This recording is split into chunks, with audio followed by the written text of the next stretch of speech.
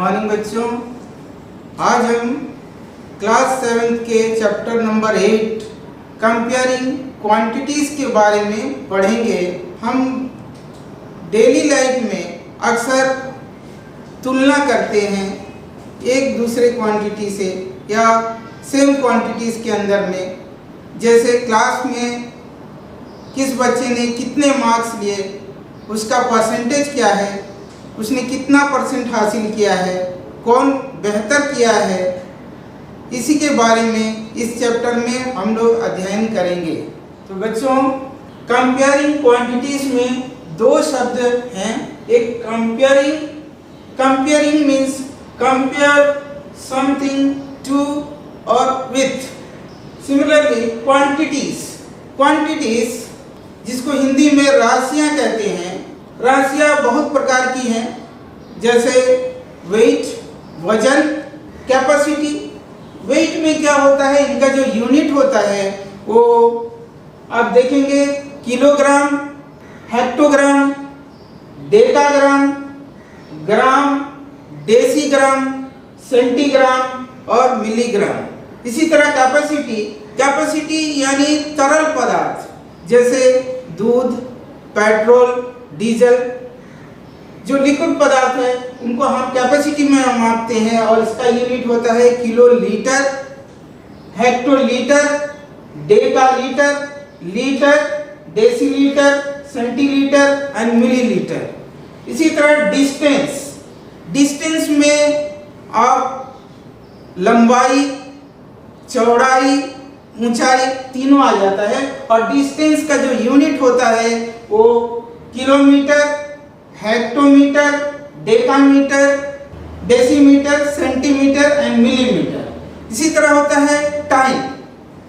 समय को मापने के लिए बहुत सारे यूनिट है, जैसे second, minute, hour, day, week, month, year. इसी तरह मनी को भारतीय जो संख्यान पद्धति है उसमें रुपए और पैसे में देखते हैं। तो इन क्वांटिटीज का कंपैरिजन करना है और कंपैरिजन करने के लिए जरूरी है कि दोनों क्वांटिटीज एक ही यूनिट में हो, उनका जो माप का यूनिट है वो एक ही हो। मान लीजिए अगर मुझे 5 रुपए या 10 रुपए का 20 पैसे से कंपैरिजन करना है, तो उसके लिए हमको या तो रुपीस को पैसे में कन्वर्ट करना होगा या पैसे को रुपीस में कन्वर्ट करना होगा। क्योंकि दोनों का यूनिट अलग अलग है, इसलिए दोनों का यूनिट एक जैसा जब होगा तभी हम कंपैरिजन कर सकेंगे। इस चैप्टर में सबसे पहले हम रेशियो निकालना सीखेंगे। मान लीजिए दो दोस्तों की ऊंचाई का अनुपात निकाल रहे हैं। मान लीजिए रीता की आयु और रीता की लंबाई आप किसी भी तरह से कंपैरिजन कर सकते हैं। आयु को लेके कर सकते हैं, हाइट को लेके कर सकते हैं। तो मान लीजिए यहाँ में रीता की ऊंचाई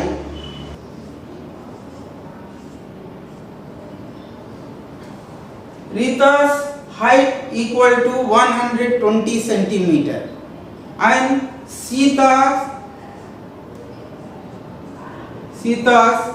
height equal to 60 centimeter. Both unit are in centimeter. दोनों देखिए, दोनों की मात्रा जो मापने का जो माप है वो सेंटीमीटर में है, इसलिए इसका रेशियो निकालना है। रेशियो निकालने के लिए हम क्या करेंगे, इस तरह लिखेंगे। पहले रीता's हाइट, रेशियो का ये चिन्ह है, इस तरह हम रेशियो का चिन्ह लगाते हैं। उसके बाद सीता's हाइट, और इसको फिर इस तरह लिख सकते हैं 120 सेंटीमीटर रेशियो 60 सेंटीमीटर। आप इसको फ्रैक्शन फॉर्म में ला सकते हैं। फ्रैक्शन फॉर्म में लिख लीजिए इसको 120 सेंटीमीटर डिवाइडेड बाय 60 सेंटीमीटर। यहाँ देखेंगे सेंटीमीटर से सेंटीमीटर कट गया क्योंकि सेम यूनिट है। एक जीरो से ये जीरो कट गया और 6 का टेबल में देखेंगे 6 1 जा 6, 6 2 जा 12। तो ये आपको मिला है 2/1 और इसको हम रेशियो में लिख सकते 2:1। यहाँ पर हमें पता चलता है कि रीता का जो हाइट है वो सीता की हाइट का 2 गुना है। इसका अपोजिट हम कह सकते हैं कि सीता का जो हाइट है वो रीता का हाइट का 1/2 है।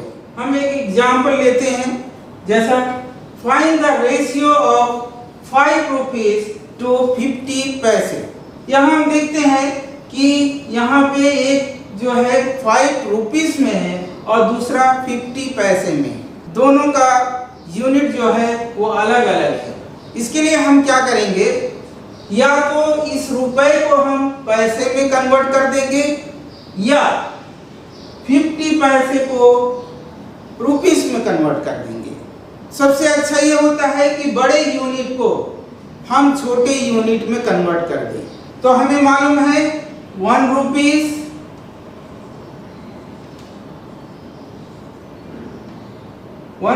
इक्वल टू 100 पैसे। Therefore 5 rupees equal to 5 into 100 equal to 500 पैसे। इसके बाद हम रेशियो फाइंड आउट करेंगे। ₹5 is to 50 पैसे और 5 rupees equal to 500 पैसे। Therefore this one is 500 is to 50। और इन फ्रैक्शन फॉर्म इसको हम फ्रैक्शन के रूप में लिख सकते हैं 500 डिवाइडेड बाय 50। यहाँ देखिए 0 से एक 0 कट गया, 5 1 जा 5, 5 10 जा 50 और ये मिला है हमको 10/1 और इसका रेशियो होगा 10:1। इक्विवेलेंट रेशियो, हम यहाँ दो भिन्न अनुपातों का 2 difference ratio can be compared to find they are equivalent or not. Suppose one ratio is 1:2 and other one is 2:3. We compare ratio 1:2 and ratio 2:3. They are equivalent or not. First of all, write this ratio in fraction form. Then the fraction form of 1:2 equal to 1/2 and 2:3 equal to 2/3. These are in fraction form.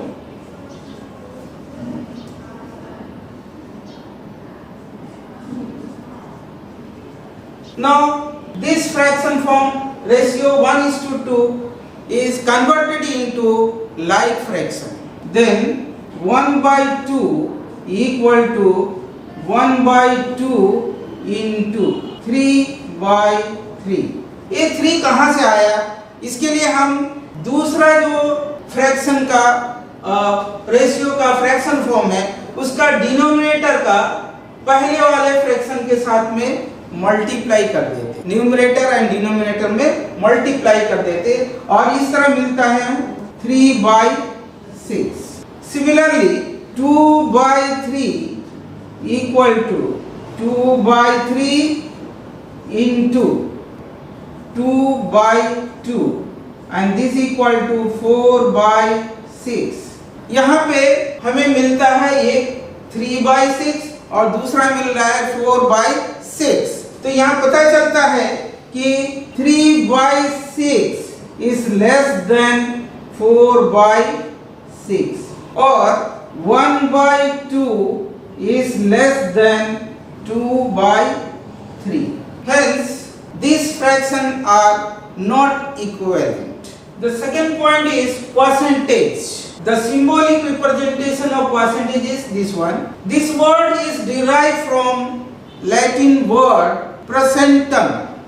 Percentum. This means per cent. Per means 1 and cent means 100. Out of 100. Percent is always in out of 100. Suppose in a class a student obtained 300 marks out of 500. Then what is the percentage of marks obtained? Suppose total marks equal to 500. Obtained marks —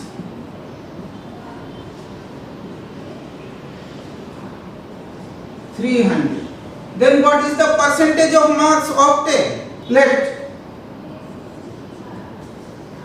percentage is x. Then x by 100 into 500 equal to 300, or x equal to 300 into 100 divided by 500. 2 0 is cancelled. 5 6 ja 30. Now this equal to 60%. हम जानते हैं कि समीकरण में, equation में दो पक्ष होते हैं, एक बायां पक्ष लेफ्ट हैंड साइड एंड दूसरा जो होता है राइट हैंड साइड में। जब भी क्वांटिटीज अपना साइड चेंज करते हैं तो उसमें बदलाव होता है। अगर वो पॉजिटिव में है तो साइड चेंज करने पर उनका साइन नेगेटिव हो जाता है, अगर नेगेटिव में है तो पॉजिटिव हो जाता है। इसी तरह अगर वो मल्टीप्लिकेशन में है किसी के साथ, किसी चर राशि के साथ, तो अगर वो राइट हैंड साइड में जाते हैं या अपना साइड बदलते हैं तो मल्टीप्लिकेशन वाला डिवाइड में चले जाते हैं और डिवाइड वाला मल्टीप्लिकेशन में चले जाते हैं। इस तरह आप देखिए 500 x के साथ मल्टीप्लाई था, साइड चेंज करने के बाद वो डिवाइड में चला गया, और 100 यहाँ डिवाइड में था, साइड चेंज करने के बाद वो मल्टीप्लाई में आ गया। इस तरह हम इसको छोटा रूप कर देते हैं। छोटा रूप करने पर जो काटने का है उसको काट देते हैं और जो बचता है उससे हम गुना कर देते हैं। तो देखिए 2 जीरो से ये 2 जीरो कट गया, 5 6 जा 30, 30 के 6 के साथ एक जीरो लग गया, यानी 61 जा 60 और ये आया 60%। इसी तरह हम परसेंटेज को डेसिमल में चेंज कर सकते हैं, परसेंटेज को हम फ्रैक्शन के रूप में चेंज कर सकते हैं, फ्रैक्शन को हम परसेंटेज में चेंज कर सकते हैं, डेसिमल को हम परसेंटेज में चेंज कर सकते हैं। इसके लिए हम एक उदाहरण देखते हैं। मान लीजिए आपको 20% को फ्रैक्शन में चेंज करना है, फ्रैक्शन बनाना है। हमको मालूम है कि परसेंटेज हमेशा 100 में होता है, आउट ऑफ 100 होता है, तो इसको हम 20% को लिख सकते हैं इक्वल टू 20/100, और इसको छोटा रूप कर दीजिए, मानक रूप में ले आइए। 0 से एक जीरो कट गया, 2 1 जा 2, 2 5 जा 10, और ये मिला आपको 1/5। तो यहाँ देखिए आप परसेंटेज को फ्रैक्शन में कन्वर्ट कर दिए। इसी तरह आप फ्रैक्शन को भी परसेंटेज बना सकते हैं। देखिए किस तरह। इसी को उदाहरण के तौर पर ले लेते हैं। 1/5 ये फ्रैक्शन का रूप है, इसको परसेंटेज में कन्वर्ट करना है, मुझे परसेंटेज बनाना है। इसके लिए क्या करेंगे, ये फ्रैक्शन को सीधे हम 100 से गुना कर देंगे, 100 से गुना कर देंगे और जो वैल्यू मिलेगा वो परसेंटेज में होगा। देखिए 5 2 जा 10, यानी 25 या 100। ये मिला है आपको 1 into 20 इक्वल टू 20%। इसी तरह इसको दूसरे तरीके से भी कोई सॉल्व करते हैं। देखिए कैसे दूसरा तरीका, एक्चुअली 100% 1/5 इंटू 100%। 100% का मतलब होता है कि ये 1/5 इंटू 100 1/100 आउट ऑफ 100। तो यहाँ देखिए 5 20 या 100, तो ये मिल गया आपको 20/100। और चूंकि परसेंटेज जो होता है आउट ऑफ 100 होता है, इसलिए ये हो गया आपका 20%। इसी तरह हम परसेंटेज को डेसिमल के रूप में चेंज कर सकते हैं। देखिए कैसे, मान लीजिए 15% को डेसिमल बनाना है।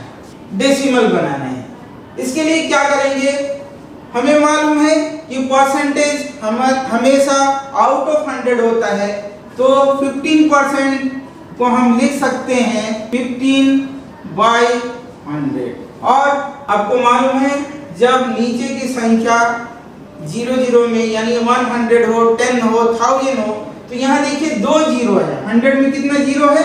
2 जीरो है। इसके लिए हम क्या करते हैं, संख्या का जो न्यूमरेटर होता है उसके बाईं तरफ से, यहाँ 2 जीरो है तो इस संख्या के बाईं तरफ से 2 अंक छोड़कर दशमलव लगा देते हैं। 2 अंक छोड़ के दशमलव लगा देते हैं, तो ये हो गया डेसिमल फॉर्म। अब डेसिमल से परसेंटेज बनाना है, डेसिमल टू परसेंटेज। देखिए कैसा होता, मान लीजिए ये एग्जांपल ले लेते हम 0.15। 0.15 इसको परसेंटेज बनाना है। परसेंटेज बनाने के लिए या तो इसको पहले फ्रैक्शन रूप में लिखिए या डायरेक्ट आप 100 से गुना कर दीजिए। 0.15 into 100% we get 15%।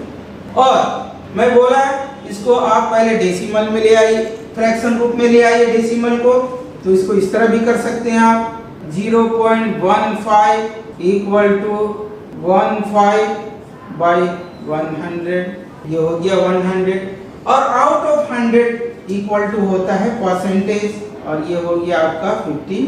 इस तरह हम परसेंटेज को डेसिमल में कन्वर्ट कर सकते हैं, डेसिमल से परसेंटेज में कन्वर्ट कर सकते हैं। और सबसे आसान तरीका जो है परसेंटेज में कन्वर्ट करने के लिए, आप डायरेक्ट 100 से गुना करिए। 100 से गुना करने से आपको मिल जाएगा, जो वैल्यू आएगा वो परसेंटेज में होगा। दूसरा एक एग्जांपल लेते हैं, मान लीजिए आपको 30% दिया हुआ है और इसको डेसिमल में कन्वर्ट करना है।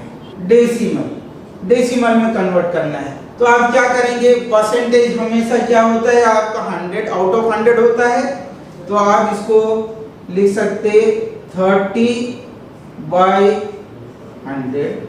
अगर आप इसको मानक रूप में कर सकते हैं यानी छोटा रूप ला सकते हैं तो ला लीजिए। देखिए 0 से एक 0 कट गया, कटने के बाद ये हो गया आपका 3/10।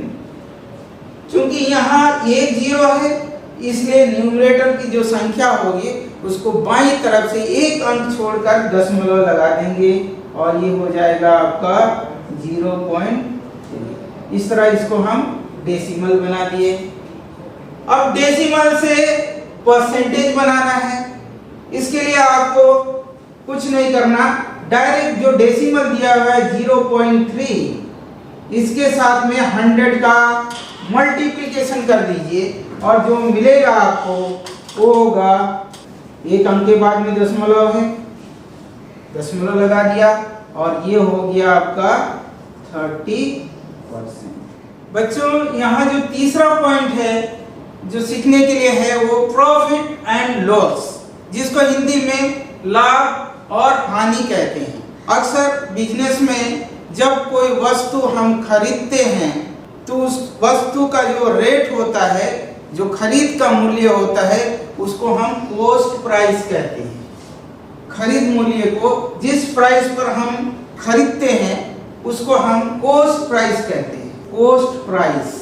और जिस मूल्य पर हम बेचते हैं उसको कहते हैं सेलिंग प्राइस।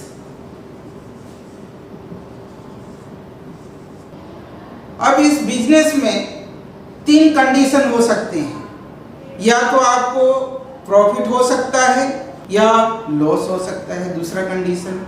तीसरा कंडीशन एक ऐसा भी हो सकता है कि आपको ना तो प्रॉफिट होगा और ना ही लॉस होगा। तो पहला कंडीशन इफ, और इस कॉस्ट प्राइस को शॉर्ट फॉर्म में हम सीपी लिखते हैं और सेलिंग प्राइस को शॉर्ट फॉर्म में एसपी लिखते हैं।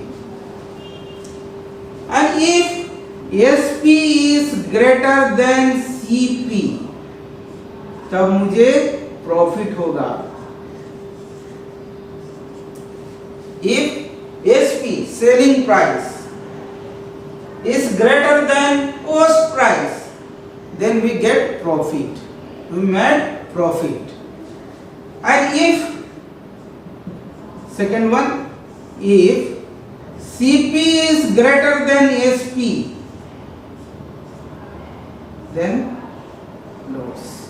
And third condition, if CP equal to SP, then no profit, no loss. इसके लिए हम एक एग्जाम्पल ले लेते हैं। मान लीजिए एक खिलौना 120 रुपए में खरीदे। Example, a toy bought rupees 120 and sell it on ₹100. Here loss or profit. To find loss or profit and their percentage. यहाँ एक खिलौना जो है 120 रुपए में खरीदा गया और उसे बेच दिया गया है 100 रुपए में। तो यहाँ आप देखिए जो कॉस्ट प्राइस है सीपी है वो आपका 120 रुपए है और एसपी सेलिंग प्राइस जो है वो 100 रुपए है। यानी एसपी जो है लेस देन सीपी, यहाँ सीपी बड़ा है, कॉस्ट प्राइस बड़ा है, तो ये आप देखेंगे कि यहाँ पे लॉस हो रहा है। और कितना लॉस हो रहा है? लॉस निकालने के लिए loss equal to CP minus SP, और ये हो जाएगा आपका 120 माइनस 100 इक्वल टू 20 रुपीस का लॉस हो रहा है। 20 रुपीस का लॉस हो रहा है। अगर आपसे पूछा जाए कि कितने परसेंट का लॉस हो रहा है, तो लॉस परसेंटेज निकालने के लिए loss percentage equal to loss by CP into percentage हमेशा 100 में ही होता है। तो आपको कितना लॉस हुआ है? 20 रुपीस का। सीपी कितना था? आप देखिए 20 रुपीस सीपी था यहाँ पे 120 इंटू 100। अब देखिए इसको, ये 0 से एक 0 काट दीजिए, यह 2 1 जा 2, 2 6 जा 12, फिर इसको भी काट दीजिए, 2 3 जा 6, 2 5 जा 52 जा 100। तो ये मिला है आपको 50/3%, और इसको आप छोटा रूप में आगे ले जाएंगे तो ये हो जाएगा आपका 3 1 जा 3, 3 6 जा 18, और उसके बाद आपको एक फ्रैक्शन मिलेगा 2/3, रिमाइंडर 2 होगा और डिवाइड हम 3 से कर रहे हैं तो इतना परसेंट होगा। अगर आप डेसिमल में निकालना चाहे तो ये हो जाएगा 16.66%।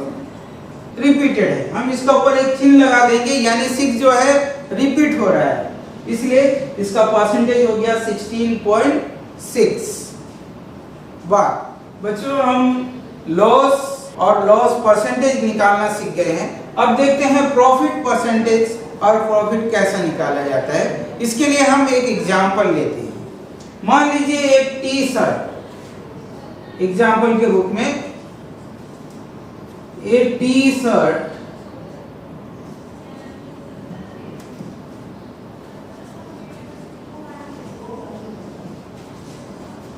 bought for ₹40 and sell it on ₹60. Here CP equal to 40 rupees and SP equal to 60 rupees. Here CP is less than SP. Then we get profit. We made profit. How much profit? Then we subtract SP from CP. SP minus CP, or 60 rupees minus 40 rupees equal to 20 rupees. The profit is 20 rupees. Then what is the percentage of profit? Percentage of profit percentage equal to profit by CP into 100. Percentage is always in 100, so we multiply with 100, we get 20 rupees profit. CP is 40 rupees into 100. Then 0 से 0 काट दिए हमने, एक 0 से एक 0 काट दिए, और यहाँ 4 1 जा 4, 25 4 जा 100, 25 चौक 100, 4 1 जा 4, 25 चौक 100। अब यहाँ जो मिलता है वो है आपका 2 into 25, और इसका अगर मल्टीप्लाई कर देंगे तो ये हो जाएगा आपका 50, और ये हो गया 50%, यानी 40 रुपए का जो कॉस्ट प्राइस था उस पर उसको 20 रुपए का मुनाफा हुआ है, प्रॉफिट हुआ है, और उसका हम परसेंटेज निकाले तो आ गया 50%। तो बच्चों हमने इस पार्ट में अब तक जो पढ़े हैं वो है रेशियो, उसके बाद conversion of ratio into fraction and fraction into ratio, उसके बाद कंपैरिजन ऑफ इक्विवेलेंट रेशियोज। दूसरा जो पॉइंट पढ़े थे वो परसेंटेज निकालना सीखे हम, और परसेंटेज को फ्रैक्शन में कन्वर्ट करना, फ्रैक्शन को परसेंटेज में कन्वर्ट करना, इसी तरह परसेंटेज को डेसिमल में कन्वर्ट करना और डेसिमल को परसेंटेज में कन्वर्ट करना सीखे हैं। और थर्ड जो पॉइंट था वो प्रॉफिट एंड लॉस के ऊपर था, जिसमें हम प्रॉफिट निकालना सीखे, प्रॉफिट का परसेंटेज निकालना सीखे, इसी तरह लॉस, कितना लॉस हुआ ये निकालना सीखे हैं, और लॉस परसेंटेज भी निकालना सीखे हैं। आशा करता हूँ कि इस चैप्टर में जो पॉइंट्स पढ़ाए गए हैं आपको समझ में आया होगा, और जो बचे हुए पॉइंट्स है सिंपल इंटरेस्ट, इसको हम अगले भाग में पढ़ेंगे, और साथ ही साथ जो किताब के एक्सरसाइज हैं उसको भी सॉल्व करेंगे। धन्यवाद।